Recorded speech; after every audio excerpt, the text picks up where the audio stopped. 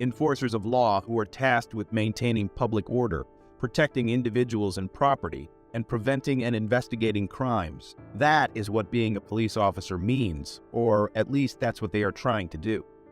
Instances have aroused where police officers have misused their authority, employed excessive force, and violated people's rights, particularly those from marginalized communities, leading to distrust and fear of law enforcement. Are they subjected to such power? What are the legal repercussions for them, however? And most of all, would they be treated differently when compared to the masses? Join us as we take a closer look at two of the most uncanny cases that could make question the judicial system as a whole. Our first case kicks off with the case of Harold Hill, which is just a perfect example of how our justice system can go wrong. This case definitely checks all the boxes, including a horrific rape and murder, as well as a mishandled conviction, you name it. So then what went about? Let's start with the so-called beacons of justice, Kenneth Bordeaux and John Halloran, the detectives who were assigned to the case and the beacons of law. They were the ones who managed to extract a confession from Peter Williams, who was later discovered to have been in custody when the crime was committed. How did they even produce a fabricated confession from someone who wasn't even present? Hill claims he was physically and mentally tortured until he confessed to crimes he didn't commit. Is this the kind of conduct we anticipate from our law enforcement personnel? The trial itself was held when Hill was 31 years old, despite the fact that he was only 16 at the time of the crime and was therefore tried as an adult. At this point, it's just not fair, and it's incomprehensible what Hill is going through. Given that neither of the defendants had a criminal history prior to the incident, this is an intriguing move by the prosecution. Hill and Young were given a life without parole sentence after the jury found them guilty of the murder. However, 13 long years later, DNA tests showed that neither of the defendants' cellular components found under Kathy Morgan's fingernails, nor the hair found at the crime scene matched either of them. Imagine the sheer suffering Hill endured for something he didn't do. It continues to amaze me how Hill managed to hang on to his life. The prosecutors disputed the findings despite this evidence, claiming that the hairs had nothing to do with the crime and that the cellular material might have come from sweat or drool that the recovery teams had left behind. Even in the face of such overwhelming evidence, it's shocking that the prosecutors were so resistant. Young was killed in a hit-and-run incident shortly after Harold and Young were finally let out of jail. This almost leads us to believe that this is almost a plot to clip both of them. Hill, on the other hand, accused the city of Chicago, the police, and the two detectives involved in the case of coercing a confession and violating his civil rights in a complaint he filed against them. The case was resolved for $1.25 million, of which Hill received $500,000 and the remainder was paid to the lawyers. It's surprising that the detectives were only asked to make a pitiful $7,500 payment for their roles in this whole fiasco. You think that's all? Wait until you hear this.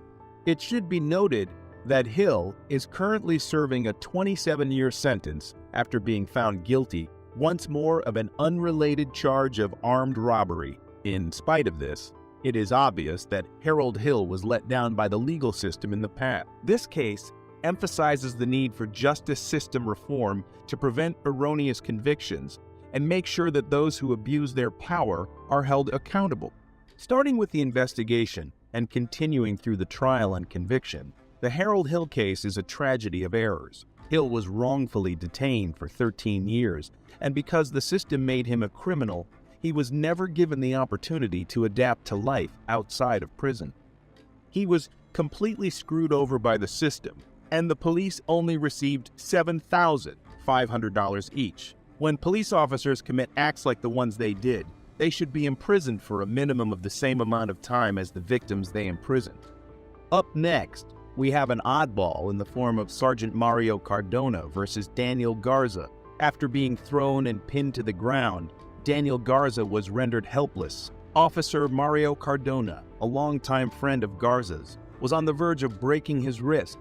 Confronting a criminal and keeping him confined is one thing, but putting a civilian without a reason is shocking.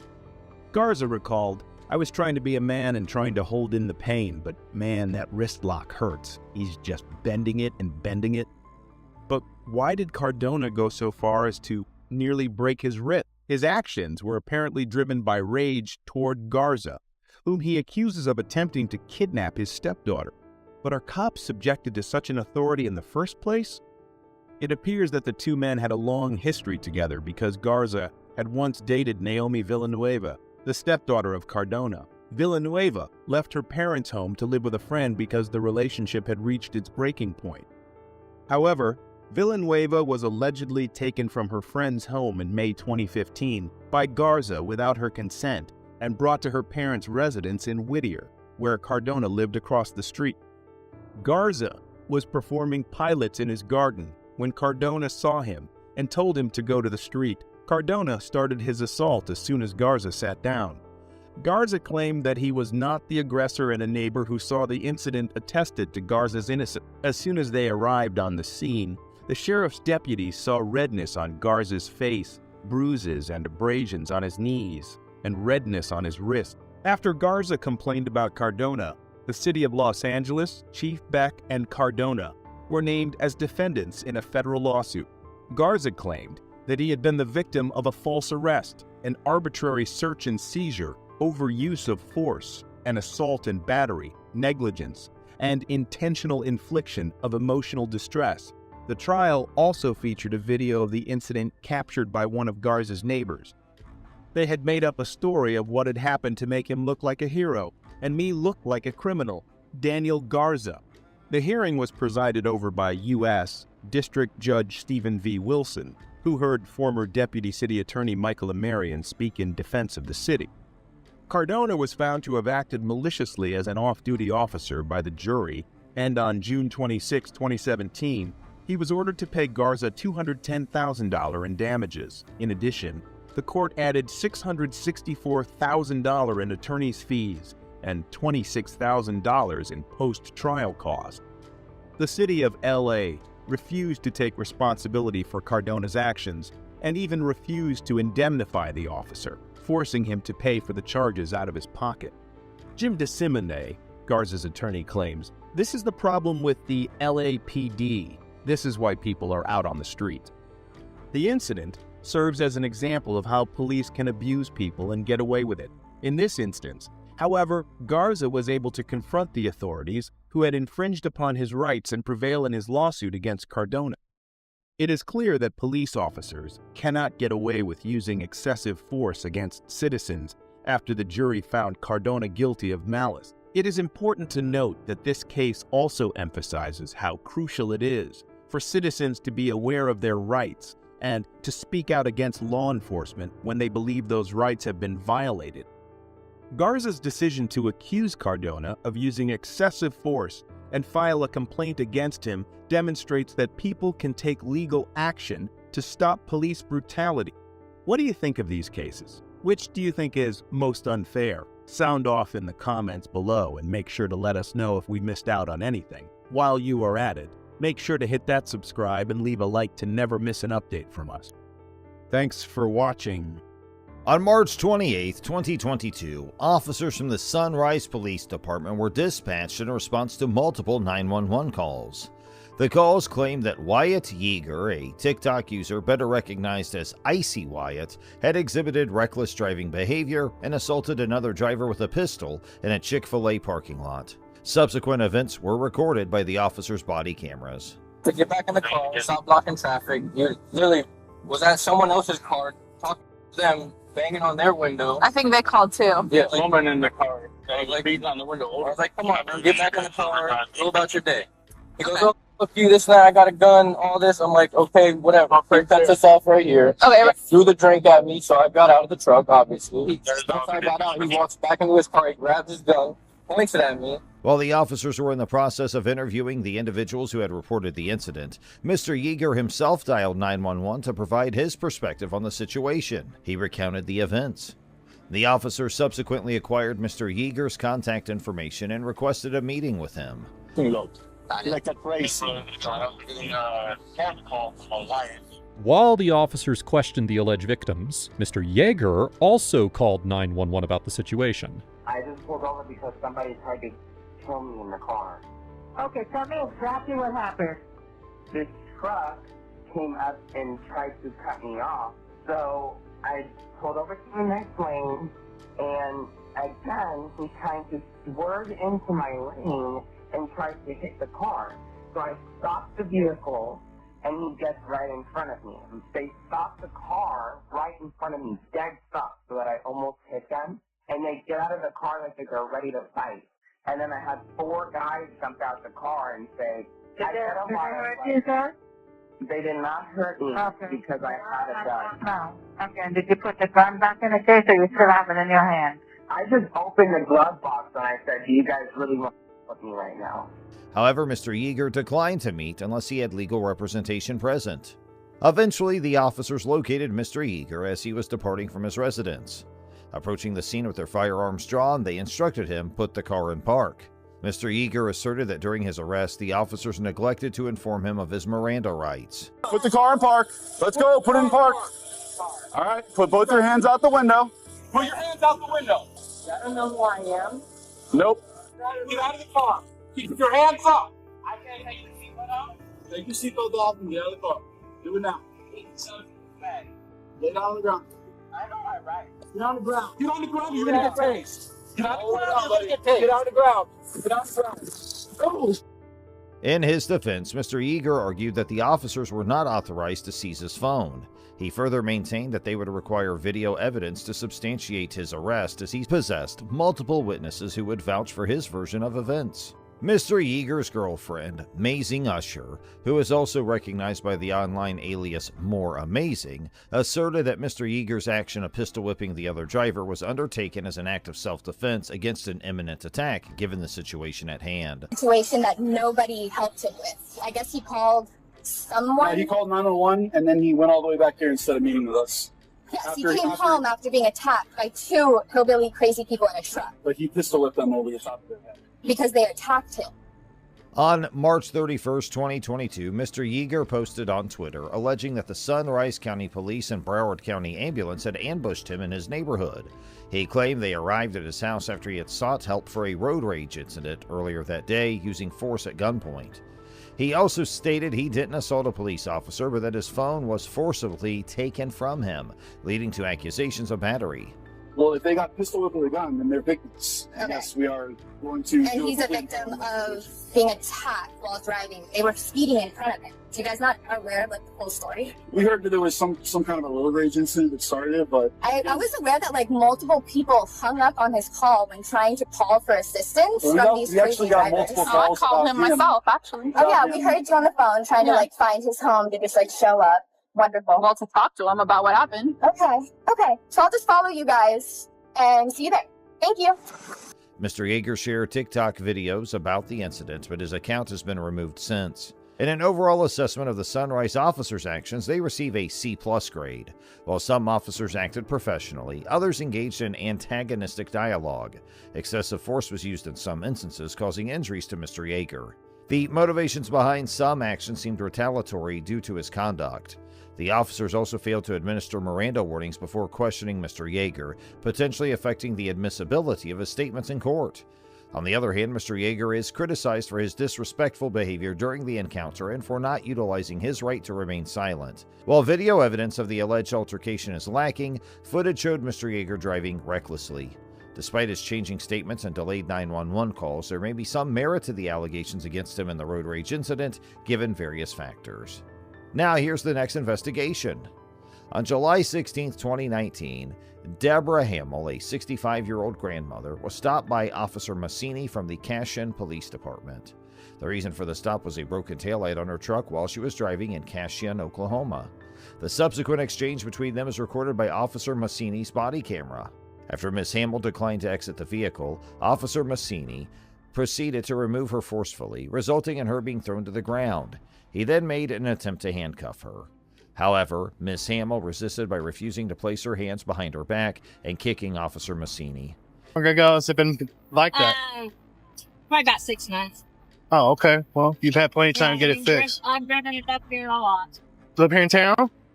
No, my name's Hamill. I live out on Highway 74. Hamill, huh? Yeah, Hamill. Related to Hank? I mean, his mother. Oh, okay. Yeah, busted taillight seems to be a pattern with the Hamills. Well, y'all had a headlight out on one of your cop cars the other night. We did. In response, Officer Massini backed away and drew his taser. When Miss Hamill tried to stand up, he discharged the taser, invoking Section 643 of the situation. Miss Hamill was informed that her decision to flee had exacerbated her legal predicament. Subsequently, she faced charges of eluding, resisting arrest, obstructing law enforcement, and assault and battery on an officer. Just looking for it. Can you at least get the light? They've got lights on them, don't they? They do have lights in them, and they do work. Well, it's broken. Yeah, I know it's broken. So if you hit your brake lights, that white bulb's going to blind somebody at night. Oh, okay. Well, can I put red tape on it? Will that work? Yeah, but I don't think red tape's going to help you there. You don't have enough plastic to tape over. Well, I kind of hate to buy one if I'm going to get the whole bed and it's going to have everything on it. I got you. I just don't want to spend the money. I understand. And, I don't drive it to Texas. I don't drive it in the city. I go to Guthrie and Kingfisher. I'm going right now to check on cattle. Okay. Well, I did issue for a defective equipment. It's $80. You have till September 16th. In this scenario, it is evident that at least one of Miss Hamill's kicks connected with Officer Massini's leg, an action that a court would likely categorize as both an assault and a battery resulting in harm. Following her arrest, Miss Hamill declined medical attention but was taken to the ER for assessment before being sent to jail. Court records reveal that she was charged with assault and battery on a police officer, resisting arrest, obstructing law enforcement, and operating a vehicle with defective equipment. She pleaded guilty to the misdemeanor charges, with a felony charge dropped as part of a plea deal. Miss Hamill received a 4-year deferred sentence and was fined $50 for each count. Not. Do not take off. Shut up and give me that and I'll sign it. Step out. No. We're beyond that. Do you want me Step to... out. 305 dispatch. Got one taken off. See your ass! Get out of the car! Get out of the car! Get out of the car! to me. Get out of the car! Get out of the car! After her arrest, body camera footage circulated on social media, leading to a city council meeting with over 50 attendees discussing the incident. Some supported the police department, while others protested Miss Hamill's treatment. Miss Hamill's attorney criticized Officer Massini's actions as unnecessary and tormenting, suggesting potential legal actions. Officer Massini was graded a C- for his professional demeanor, but also criticized for using a taser on an elderly woman. While his actions might be legally defensible, it was deemed excessive. Miss Hamill received an F for non-compliance, attempting to flee and resisting arrest. Despite reservations about the taser use, her conduct created a constitutional basis for it. Choosing not to contest the citation resulted in multiple convictions on her record, instead of addressing the issue legally. Now let's move on to the next investigation where an officer gets suspended.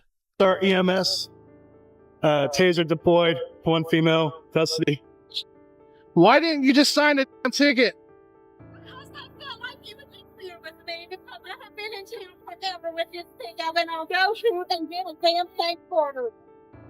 Do you realize you just got yourself in a whole lot more trouble? On the morning of April 19, 2023, Officer Scott Harrell from the Texas City Police Department approached driver Christopher Scholl at a pump within a Buc-ee's gas station.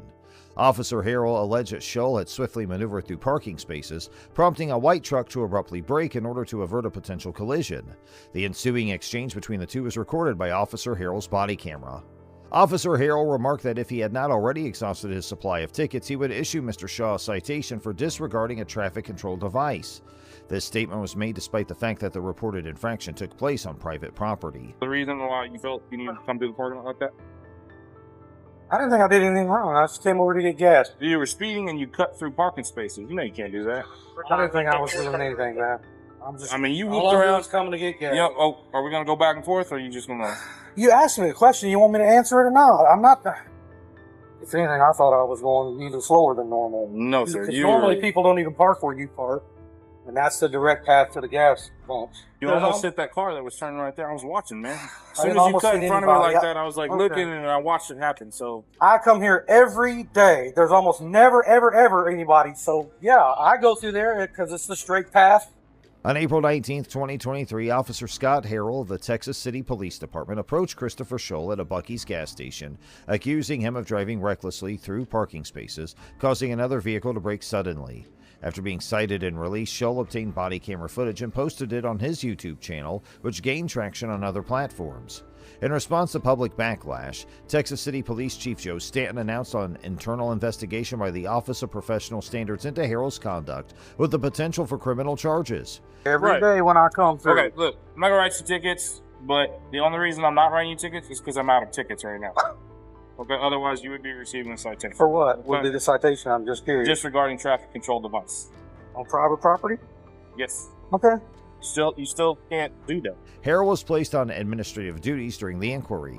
Scholl's citation was later dismissed, and he revealed plans for civil action against the department through online campaigns. While the surveillance footage remains undisclosed, Scholl's actions were commended for complying with Harrell's orders while respectfully dissenting. So, I'm not going to write you a ticket. I hear you, man. I But understand. I don't appreciate the attitude. Two, I get it. You're upset. Nobody likes cops pulling up on them. Nobody likes it. Okay, but you know you did wrong. You know you're not supposed to cut through the parking lot. And instead of being like, "Oh yeah, I messed up. Sorry, it won't happen again," you want to sit here and go back and forth with them. There's a lot better things than this to be doing for you. You're man, right. I was working on a you report. can be over here, and there's people right now running 90 miles an hour on the thing. You want to go to jail? So you want to go to jail? You could go to jail for this. you can do what you want to do. I can't stop. I don't want to take you to jail. You know? That is definitely a waste of my time. Okay, but the attitude is not necessary. I agree. That's on your part, sir. I haven't been rude to you at all. I will get in trouble. You go file a complaint, get me in trouble. Write me up. Yeah, I'm not worried about that. All right, well, I'll make sure that I'm there all the time. If I see it happen again, then Okay. we'll go from there, okay? Okay. All right? I'll look that law up on private property too. I don't believe you'd have the authority to do anything here on this parking lot like that. I could also take you to jail for Class B reckless driving because you did almost hit that car. The encounter highlighted the complex interplay between free speech rights and lawful arrests. The incident underlined concerns about retaliatory arrests and Supreme Court precedent's impact on individuals seeking justice. You can do what you want to do, Harold. I can't stop you. If you want to be this way, then that's up to you. I'm trying to be a reasonable Are you person. having a bad day, I sir? think Is there a reason why you're No, acting like I'm this? having a bad day because have I raised my you're voice to doing you at this all? to me. I think this whole thing is ridiculous. What do you think is ridiculous? That we're even talking about nothing happened, and here we are talking, and you're threatening to take me to jail. No, I'm And just so I advising you shouldn't that be it's getting an option. upset. I don't call it a threat, sir. No, it's an a threat. That is a threat. You're threatening me under color of law now to take something on private Color of property, law which I don't believe you even have the authority to do. A But now you're dictionary wondering. term, sir. Okay. It comes from Black Law's No, it's dictionary. not. It's a Class A misdemeanor for you to threaten or arrest me over something that you know is not really true. But that's okay. What's the penal code on that, sir? The commentary supported Scholl's decision to legally challenge Harrell's conduct and encouraged him to persist in pursuing a civil lawsuit. Oh, this is a problem.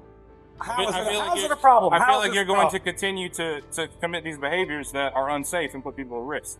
So you now don't we're feel going like you after did people anything for wrong. something possible they may do in the future. So now we're playing Jean-Claude Van Damme future cop, and you need to stop me from something I may do in the future. That's now your position.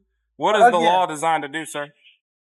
Oh, I know you want designed to compliance. stop people from I know doing you things want that they're not voluntary supposed to be compliance. doing. I know you want voluntary compliance. Okay, go ahead and put your hands on your back. Wow. It emphasized the importance of respectful communication and lawful conduct in encounters with law enforcement.